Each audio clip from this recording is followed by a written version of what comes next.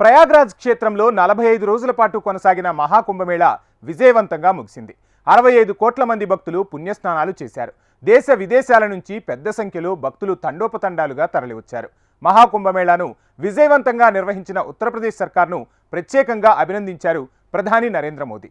ప్రపంచంలోనే అతిపెద్దదైన ఈ ఆధ్యాత్మిక సంగమం ఇటు సాంప్రదాయం, సాంకేతికత, అటు వాణిజ్యం, ఆధ్యాత్మికతల మేలు కలయికగా ప్రతిష్టాత్మక హార్వర్డ్ విశ్వవిద్యాలయ ప్రొఫెసర్లు అభివర్ణించారు.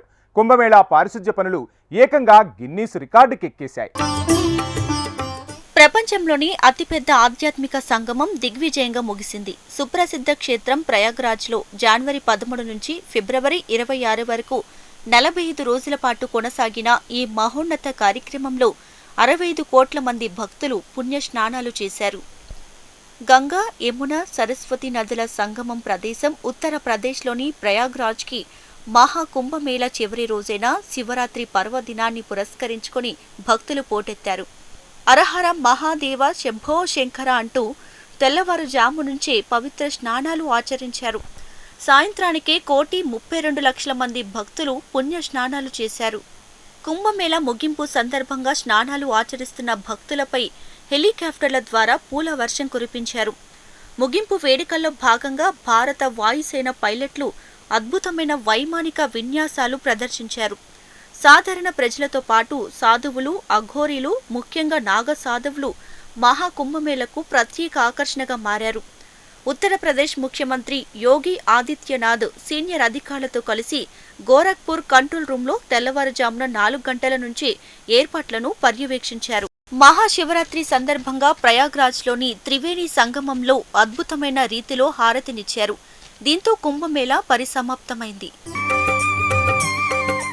45 రోజుల పాటు సాగిన మహాకుంభమేళాకు దేశ విదేశాల నుంచి భక్తులు పోటెత్తారు.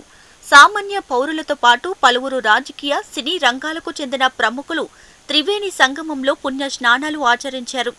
రాష్ట్రపతి ద్రౌపది ముర్ము ఫిబ్రవరి 10న, ప్రధాని నరేంద్ర మోడీ ఫిబ్రవరి 5న కుంభమేళాను సందర్శించి పుణ్య స్నానాలు చేశారు.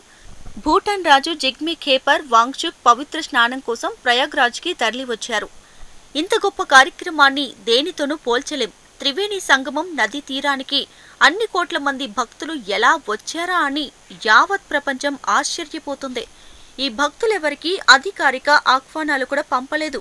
అయినా పవిత్ర సంగమంలో పుణ్య స్నానాల కోసం వారంతా తరలివచ్చారు. నదిలో స్నానం ఆచరించిన తర్వాత వారి ముఖాల్లో కనిపించిన సంతోషం, సంతృప్తి నేనెప్పటికీ మర్చిపోలేను. చిన్న పిల్లల నుంచి వృద్ధుల వరకు చాలా మంది వ్యయ ప్రయాసల కోర్చి కుంభమేళకు రావడం ఆనందంగా ఉందని పేర్కొన్నారు ప్రధాని నరేంద్ర మోడీ. ఇంతటి పెద్ద కార్యక్రమాన్ని నిర్విఘ్నంగా నెరవేర్చడం అనేది అంత సులువు కాదని తెలుసు. మా పూజల్లో ఏదైనా లోపం ఉంటే క్షమించాలని ఆ గంగా, యమున, సరస్వతి మాతలను ప్రార్థిస్తున్నా. భగవంతుని స్వరూపాలుగా భావించే భక్తులకు సేవ చేయడంలో ఏదైనా లోపం ఉంటే అందుకు ప్రజలు కూడా క్షమించాలని కోరుతున్నా అని తెలియజేశారు.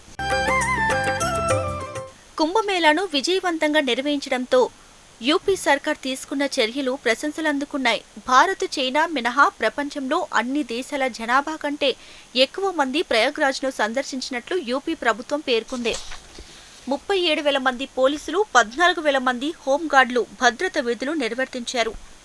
2,750 ఏఐ ఆధారిత సీసీటీవీలు, 3 జెల్ పోలీస్ స్టేషన్లు, 18 జెల్ పోలీస్ కంట్రోల్ రూమ్లు, 50 వాచ్ టవర్లతో భద్రతను పర్యవేక్షించారు. యాంటీ డ్రోన్ వ్యవస్థ, ఏఐ ఆధారిత కెమెరాలతో పాటు 40 హెక్టార్ల విస్తీర్ణంలో మహాకుంభ్ నగర్ పేరుతో తాత్కాలికంగా ఓ జిల్లాను ఏర్పాటు చేశారు. ప్రయాగ్రాజ్లో ముగిసిన మహాకుంభమేళాను ఇటు సాంప్రదాయం, సాంకేతికత, అటు వాణిజ్యం, ఆధ్యాత్మికతల మేలు కలయికగా ప్రతిష్టాత్మక హార్వర్డ్ విశ్వవిద్యాలయ ప్రొఫెసర్లు అభివర్ణించారు. ఈ వేడుక నుంచి ఎన్నో పాఠాలు, అవకాశాలను అందిపుచ్చుకోవచ్చని అన్నారు. న్యూయార్క్లోని కాన్సులేట్ జనరల్ ఆఫ్ ఇండియా ప్రపంచంలోని అతిపెద్ద ఆధ్యాత్మిక కూడిక మహాకుంభ్ అంతర్గత పాఠాలు పేరుతో సోమవారం ఇక్కడ ప్రత్యేక చర్చా వేదికను నిర్వహించింది. పలువురు ప్రొఫెసర్లు ఈ చర్చలో పాల్గొని తమ అభిప్రాయాలను వెల్లడించారు. మహాకుంభమేళా విజయవంతంలో పారిశుద్ధ్య కార్మికులు కీలక పాత్ర పోషించారు. దాదాపు 15,000 మంది కార్మికులు రాత్రింబవలు పనిచేశారు.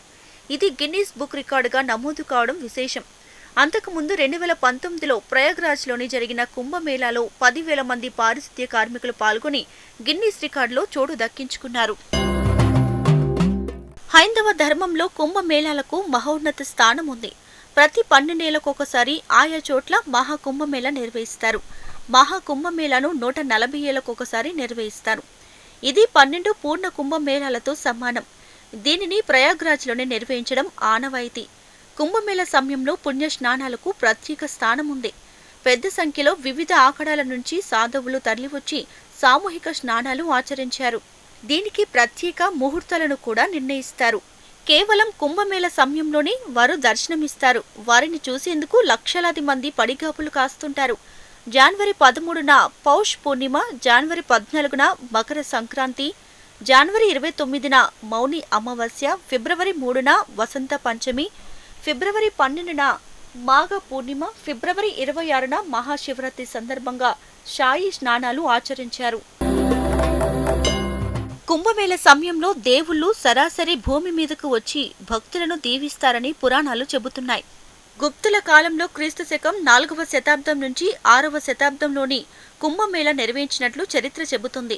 కాలక్రమంలో రాజులు, చక్రవర్తులు గంగానది ఒడ్డున పెద్ద పెద్ద ఆలయాలు, ఘాట్లు నిర్మించి పుణ్యస్నానాలకు ఏర్పాట్లు చేసేవారు. ఈ కాలంలోనే కుంభమేళా స్థానిక వేడుక నుంచి ఓ దేశ స్థాయికి ఎదిగింది. 12వ శతాబ్దం తర్వాత దీని ప్రతిష్ట మరింత పెరిగింది. వివిధ రాజ్యాలకు చెందిన రాజులు, చక్రవర్తులు ఈ వేడుకల్లో పాల్గొని తగిన ఆర్థిక సాయం, వసతి ఏర్పాట్లు కల్పించేవారు. 1918లో జరిగిన మహాకుంభమేళాలో మహాత్మా గాంధీ కూడా పాల్గొన్నారు. అయితే ఈ తరహా కార్యక్రమాలు ప్రజల్ని ఏకతాటి మీదకు తీసుకొస్తున్నాయన్న కారణంలో క్రమంగా బ్రిటిష్ ప్రభుత్వం దీనిని వ్యతిరేకించింది. పన్నులు విధించి అణగదొక్కే ప్రయత్నం చేసింది. స్వాతంత్ర్యం తర్వాత తొలిసారిగా 1954లో తొలి కుంభమేళా నిర్వహించారు. అక్కడి నుంచి ఈ పుణ్య కార్యక్రమం నిరంతరాయంగా కొనసాగుతుంది. ప్రతిసారి భక్తుల సంఖ్య పెరుగుతూనే ఉంది.